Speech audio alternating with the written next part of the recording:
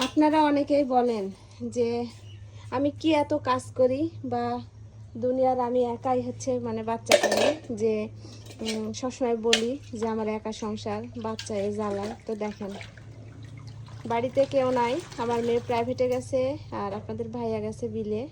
আজকে লেবার লাগছে, আমাদের 8টা লেবার লাগছে।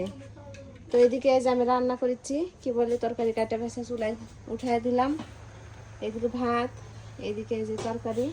আর যতক্ষণ পর্যন্ত আমি কাজ করব ততক্ষণ পর্যন্ত এই যে আমার ছেলে এইভাবে পানি নিয়ে খেলবে।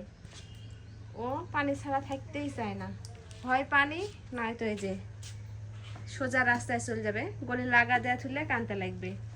আর এদিকে যদি বাহিরে যেতে না পারে তাহলে এরকম করে পানি নিয়ে খেলবে। আব্বু এদিক, তো আমি উপায়হীন, মানে উপায় নাই আমার, আমি নিরুপায়। পানি দেয় এভাবে, পানিতে রেখেই আমি হচ্ছে কিনা রান্না করি। যতক্ষণ পর্যন্ত আমি কাজ করবো ততক্ষণ পর্যন্ত এভাবে পানি থাকবে। আব্বু এদিক, এ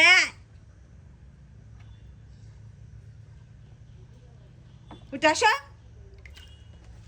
ইয়ে চল শুয়ে আস।